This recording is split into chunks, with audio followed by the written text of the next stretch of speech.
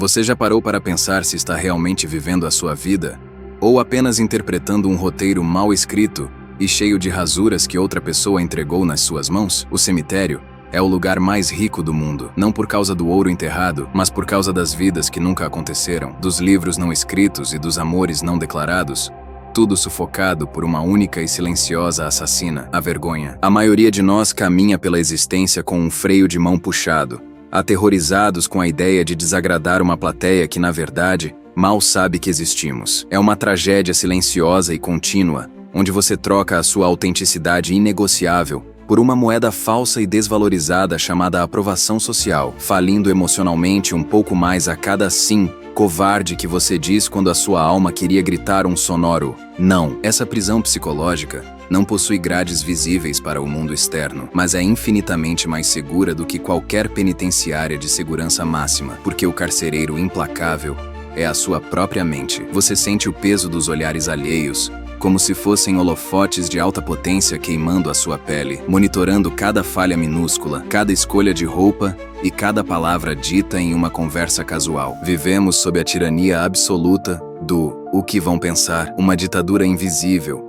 que transforma adultos capazes e talentosos em crianças assustadas, pedindo permissão constante para serem quem realmente são. A ironia cruel é que passamos décadas construindo uma imagem polida para impressionar pessoas que não se importam, sacrificando a única coisa que realmente possuímos, o nosso tempo finito, escasso e irreversível nesta terra. Mas eu preciso te dizer algo agora que vai soar duro no início, e ao mesmo tempo, será a coisa mais incrivelmente libertadora que você ouvirá hoje. Ninguém está olhando para você. Neste momento, nós vamos dissecar a raiz biológica e psicológica desse medo paralisante, entendendo o que a ciência moderna chama de efeito holofote e o que os grandes filósofos estoicos já sabiam há milênios sobre a natureza humana. Eu não estou aqui para te dar tapinhas nas costas ou oferecer frases motivacionais vazias de calendário. Vou te entregar ferramentas mentais cirúrgicas e precisas para distinguir o risco real da fantasia ansiosa. Você vai aprender a retomar a autoria da própria história, transformando a opinião alheia naquilo que ela realmente é, um ruído de fundo irrelevante, incapaz de ditar o valor da sua jornada. Se você sente, lá no fundo do peito, que sua vida começa a ser menos sua toda vez que deixa de fazer algo importante por medo do julgamento, este conteúdo é o divisor de águas definitivo que você esperava. Entenda que a liberdade genuína não é a ausência de medo, mas a coragem disciplinada de agir apesar dele. E essa coragem é treinável, é muscular e está totalmente ao seu alcance. A partir de agora, vamos desmontar, peça por peça, tijolo por tijolo, esse tribunal imaginário que te condena antes mesmo de você tentar se defender. A porta da cela está aberta.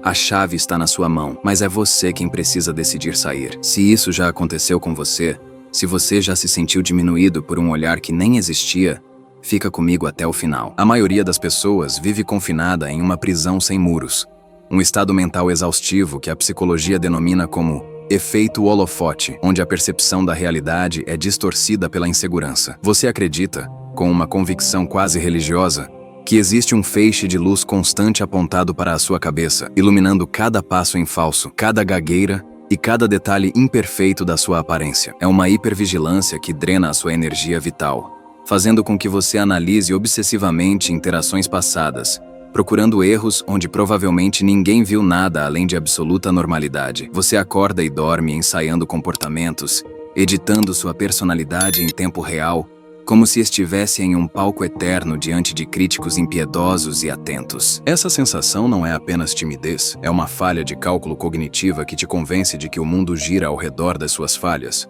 quando na realidade, o mundo mal nota a sua presença. É fundamental compreender que esse comportamento não significa que você é fraco ou defeituoso. Na verdade, isso é um mecanismo de defesa biológico, primitivo e extremamente antigo, operando com um software desatualizado. Há milhares de anos, ser rejeitado pela sua tribo equivalia a uma sentença de morte física, deixado para morrer na selva sozinho. E é por isso que seu cérebro reage a um olhar de desaprovação com o mesmo pânico visceral que sentiria ao ver um predador. O problema é que esse alarme interno está descalibrado para a vida moderna, disparando níveis de cortisol e adrenalina diante de situações sociais triviais que não oferecem risco real à sua sobrevivência. Você está lutando uma guerra biológica contra fantasmas, protegendo-se de lanças imaginárias com escudos pesados demais para carregar, tentando evitar uma exclusão social, que, na maioria das vezes, existe apenas na sua projeção ansiosa e catastrófica. O custo emocional dessa batalha invisível é uma vida vivida pela metade,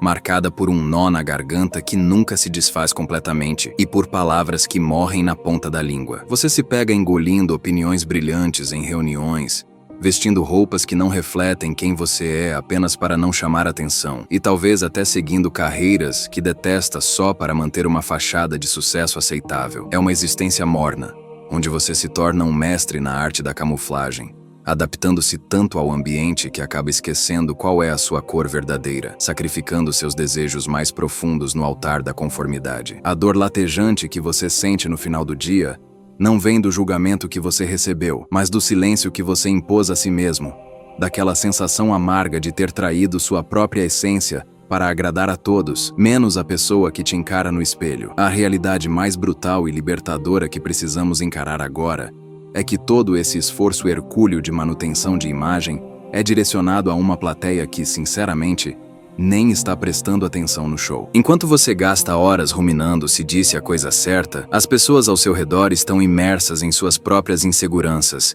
preocupadas com seus próprios boletos e pensando no que os outros acham delas, e não em você. Você está se torturando para manter uma reputação imaculada diante de figurantes que estão olhando para os próprios umbigos ou para a tela de um celular. A verdadeira tragédia aqui não é ser julgado, pois o julgamento é passageiro e raro. A tragédia é o arrependimento acumulado, o peso morto de todas as oportunidades que você deixou passar porque estava ocupado demais tentando controlar a percepção de mentes que você jamais poderá controlar. Vamos começar desarmando a armadilha cognitiva mais comum que existe, algo que os cientistas comportamentais chamam de efeito holofote. Trata-se da tendência humana, quase narcisista, de superestimar drasticamente o quanto as outras pessoas notam a nossa aparência ou as nossas ações. O seu cérebro, focado na autopreservação, convence você de que todos ao redor possuem um registro detalhado das suas falhas, como se houvesse uma equipe de filmagem documentando cada passo em falso seu para um noticiário noturno. No entanto, a verdade estatística e libertadora é que as pessoas estão neurologicamente programadas para focar nelas mesmas. A mancha na sua camisa que parece um farol para você, ninguém viu. A palavra que você gaguejou na apresentação já foi esquecida enquanto a plateia pensava no almoço. Você está sofrendo por uma audiência que, na prática, não compareceu ao espetáculo. Para provar isso, vamos a um micro-cenário que provavelmente você já viveu. Imagine que você tropeça na rua, no meio de uma calçada movimentada. O sangue sobe ao rosto, o coração dispara e você sente uma vergonha mortal, acreditando que virou a piada do dia para todos aqueles estranhos. A realidade, porém, é que 10 segundos depois, absolutamente ninguém ao seu redor se lembra do seu rosto ou do ocorrido. Eles já voltaram para seus próprios dramas internos e listas de tarefas. A lição brutal que você precisa tatuar na mente é esta: você é o protagonista absoluto apenas do seu próprio filme. No filme de todas as outras pessoas, você não passa de um figurante desfocado no fundo da cena. Aceitar a sua insignificância na vida alheia não é depressivo.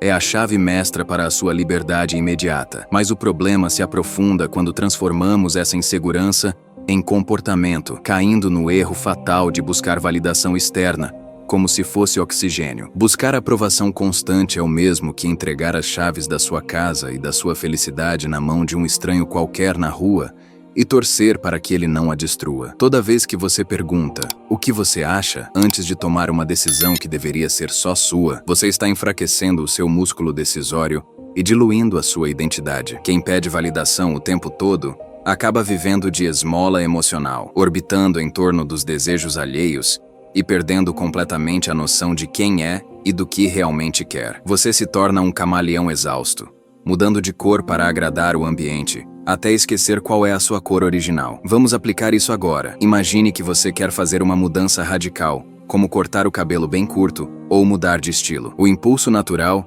é fazer uma pesquisa de opinião com 5 amigos, a mãe e o vizinho, buscando permissão para agir. A partir de hoje, você fará o oposto. Pare de pedir permissão para decisões triviais que afetam apenas a você. Corte o cabelo e apenas avise depois. Ou melhor, deixe que vejam. Ao eliminar a etapa da busca por consenso, você retoma a autoridade sobre o seu próprio corpo e vida. Se isso fez sentido para você e você quer retomar esse controle, comenta aqui embaixo agora. Eu escolho a clareza. Esse pequeno ato simbólico é o primeiro passo para dizer ao seu cérebro que quem manda agora é você, e não o medo. Agora que você assumiu o comando, precisamos confrontar o tribunal imaginário, que opera 24 horas por dia na sua cabeça. A maioria dos críticos que você teme não existe no mundo real. Eles são projeções das suas próprias inseguranças. Vozes de pais, professores ou colegas do passado que você internalizou e amplificou. Você criou um juiz severo que monitora cada pensamento seu. Mas a verdade é que esse juiz é você mesmo. Sofremos muito mais na imaginação do que na realidade, como já dizia Sêneca. O medo do julgamento é muitas vezes apenas a sua própria autocrítica, sendo projetada no rosto de pessoas que, na verdade, estão neutras ou indiferentes à sua presença. Você está se condenando por crimes que ninguém mais está acusando. Visualize, por um instante, uma sala de tribunal solene onde você está no banco dos réus, suando frio. Mas, ao olhar para o juiz, você percebe que ele é você. Ao olhar para o júri, vê que metade está dormindo e a outra metade está olhando o Instagram no celular. Ninguém está com o martelo na mão pronto para te sentenciar à solidão eterna. O tribunal está vazio. A ação prática aqui é nomear o seu crítico interno. Dê a ele um nome ridículo ou engraçado. E toda vez que ele começar a ditar regras absurdas sobre o que os outros vão pensar, ridicularize essa voz. Lembre-se de que a opinião dos outros é, na melhor das hipóteses, uma sugestão e, na pior, um ruído irrelevante que não paga as suas contas nem cura as suas dores. Se o medo do tribunal imaginário não for suficiente para te mover, talvez a regra do arrependimento seja. Bronnie Ware, uma enfermeira que cuidou de pacientes terminais por anos, descobriu que o arrependimento número 1 antes da morte não é sobre coisas feitas, mas sobre a coragem que faltou. A frase mais ouvida nos leitos de morte era: "Gostaria de ter tido a coragem de viver uma vida fiel a mim mesmo, e não a vida que os outros esperavam de mim." O peso da vergonha é agudo, mas passageiro. Ele dura minutos. O peso do arrependimento, no entanto, é crônico e eterno. Ele se instala na alma e não vai embora. Viver para a plateia é a receita garantida para um final de vida amargo e cheio de "e se". Faça o seguinte exercício mental de projeção. Imagine-se com 80 anos, sentado em uma cadeira de balanço, olhando para trás, para a decisão que você tem medo de tomar hoje. O que vai doer mais nesse futuro? A lembrança de que um vizinho fofoqueiro falou mal de você por 2 dias? Ou a constatação de que você deixou de viajar, amar ou criar algo incrível porque estava paralisado pelo medo? Quando olhamos pela ótica da finitude, a opinião alheia perde totalmente a gravidade. O risco real não é ser criticado. O risco real é chegar ao fim da jornada e perceber que você viveu o roteiro de outra pessoa, desperdiçando o milagre irrepetível da sua própria existência por pura covardia social. Entenda que a autenticidade tem um preço, mas é um preço que vale a pena pagar. A arte de desagradar. Ser autêntico é um ato de polarização natural. Você vai atrair fortemente quem ressoa com a sua verdade e repelir quem não tem nada a ver com ela. E isso é ótimo. Tentar ser amigo de todos e agradar a todos é o caminho mais rápido para se tornar irrelevante e invisível. Se ninguém está chateado com você ou discordando de você, provavelmente você não está sendo você mesmo. Está apenas sendo um espelho conveniente para o ego dos outros. O desagrado é um filtro eficiente que limpa a sua vida de relações superficiais e abre espaço para conexões reais e profundas. A ação prática para dominar essa arte é o não, sem justificativa. Na próxima vez que alguém te convidar para um evento chato ou pedir um favor que você não quer fazer, não invente uma doença, uma viagem ou uma desculpa esfarrapada. Simplesmente diga: "Agradeço o convite, mas hoje não poderei ir", ou "Não posso assumir isso agora". Ponto final. Você não deve explicações sobre como usa o seu tempo. Ao fazer isso, você sentirá um desconforto inicial, mas logo em seguida, virá uma onda de respeito próprio. As pessoas respeitam muito mais quem tem limites claros do que quem está sempre disponível e sorrindo, desesperado por migalhas de aceitação. O paradoxo final é que ao parar de tentar desesperadamente ser aceito, você se torna mais magnético. A confiança de quem não precisa da aprovação alheia é extremamente atraente. As pessoas sentem o cheiro do desespero e se afastam, mas são atraídas pela segurança de quem sabe quem é. Quando você para de monitorar o efeito holofote, a luz que você tanto temia se apaga, e você finalmente consegue ver o caminho à sua frente. O monstro do julgamento diminui de tamanho até virar um inseto inofensivo. Você percebe que a prisão estava destrancada o tempo todo. Você só precisava soltar as barras que segurava com tanta força. Neste ponto, você já entendeu a teoria e a lógica por trás do medo, mas o intelecto sozinho não muda comportamentos enraizados. Precisamos levar isso para o campo de batalha, para a vida real, onde as palmas das mãos suam e a voz treme. A transição do saber para o ser acontece no momento da tensão, naquele segundo decisivo, onde você tem a opção de recuar para o conforto do silêncio ou avançar para o terreno desconhecido da sua própria voz. É hora de visualizar como essa nova postura se manifesta na prática, em uma situação que poderia acontecer amanhã mesmo na sua rotina, transformando toda essa filosofia em carne, osso e ação. Imagine-se agora sentado em uma reunião de trabalho decisiva ou em uma sala de aula lotada, onde o debate está acalorado. De repente, uma ideia contraintuitiva surge na sua mente. Algo que precisa ser dito, mas imediatamente o alarme biológico do medo dispara dentro de você. Fique quieto. Vão te achar estúpido. Você vai ser ridicularizado. O seu coração começa a bater na garganta. As mãos ficam geladas e úmidas. E o impulso primitivo de se encolher e desaparecer torna-se avassalador. É uma guerra civil silenciosa acontecendo no seu peito, enquanto você mantém uma expressão neutra por fora. O seu eu autêntico luta para emergir, mas o seu ego apavorado tenta amordaçá-lo, criando cenários catastróficos em alta definição, onde todos riem e te expulsam do grupo. O medo tenta te vender a ilusão de que o silêncio é o seu único abrigo seguro, transformando uma simples interação humana em uma questão de vida ou morte. Mas desta vez, ao contrário de todas as outras vezes em que você recuou, algo diferente acontece na sua postura interna. Em vez de engolir a opinião e baixar a cabeça em submissão ao medo, você respira fundo, aceitando o tremor nas mãos, não como um sinal de parada, mas apenas como um sintoma físico irrelevante. Você levanta a mão, abre a boca e fala. Sua voz pode sair levemente trêmula no início, sem a perfeição cinematográfica que você idealizou, mas a sua verdade é colocada na mesa. O silêncio que se segue dura apenas 2 ou 3 segundos, mas na sua percepção distorcida, parece uma eternidade de julgamento. No entanto, observe bem, o teto não desaba sobre a sua cabeça, o chão não se abre para te engolir e ninguém se levanta para te agredir. Você acabou de atravessar a parede de fogo da ansiedade e descobriu que ela não queimava de verdade. A tensão se dissipa quando alguém do outro lado da mesa simplesmente balança a cabeça e diz: "Interessante, não tínhamos pensado nisso." E a conversa segue seu fluxo natural. Ao sair daquela sala minutos depois, a sensação que inunda o seu corpo não é a de ter sido um herói infalível, mas um alívio muscular profundo, uma leveza de quem tirou uma armadura pesada e enferrujada. Você percebe, com uma clareza cristalina e transformadora, que o monstro terrível do julgamento era apenas uma sombra projetada na parede por uma vela pequena e vacilante. A antecipação do desastre foi infinitamente mais dolorosa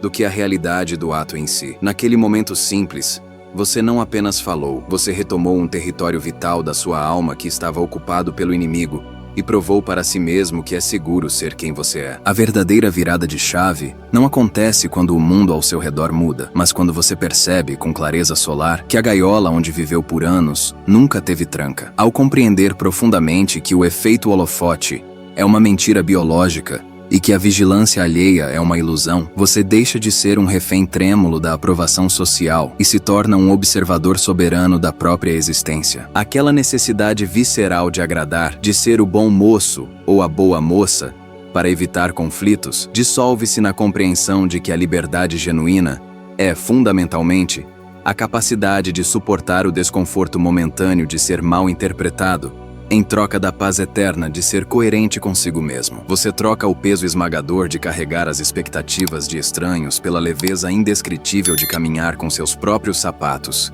sem pedir desculpas pelo barulho que seus passos fazem ou pela direção que escolheu tomar. Aqui está a revelação mais dura e necessária que o estoicismo nos entrega sem rodeios. O seu medo paralisante do julgamento não é um sinal de humildade.